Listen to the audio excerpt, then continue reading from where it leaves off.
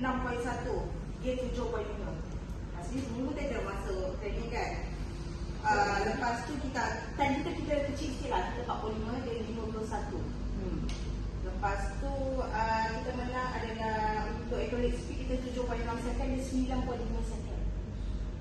Dekat sini kita menang 5. Selain daripada itu, Exterior yang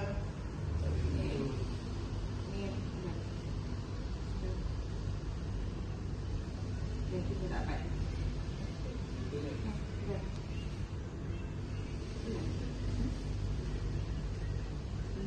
Exterior Kita contoh.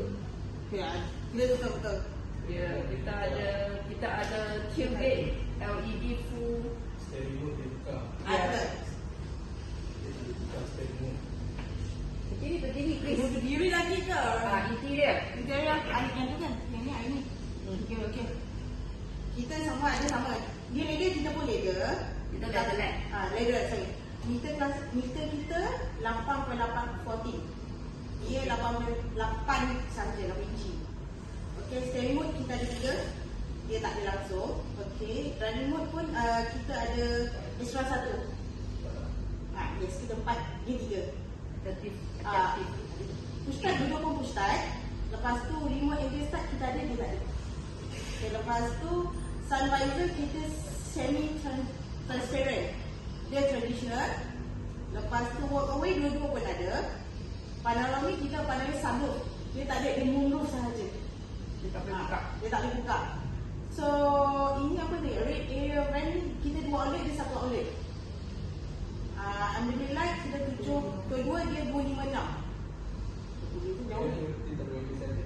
USB kita 4, dia 3. Wireless charger Ya ada. dia ada. Dia ada, dia pun ada. Sebab kat soalan tu aku nampak. So dia pun ada.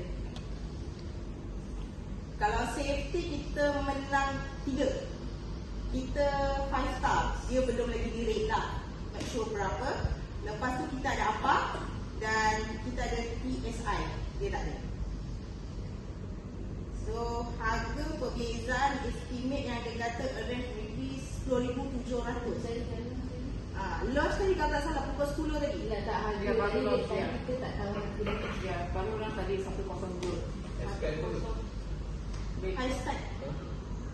JC kan ada berapa spek? 1 kan? 2. I'm not sure. I think biasanya dia pun tak banyak spek macam kita. J7. Bukan J5. J5. J5. Yang bawah Yang F50. baru tu. Rasanya dia ada 2 je kot sebab biasanya dia orang tak banyak varian. Berapa harga CC? Sama je. Sama kita 1 poin Dia besar. pakai CVT. Ada Dia CVT. nak tebur lah. Tegur tapi CVT. Yang tebur ke?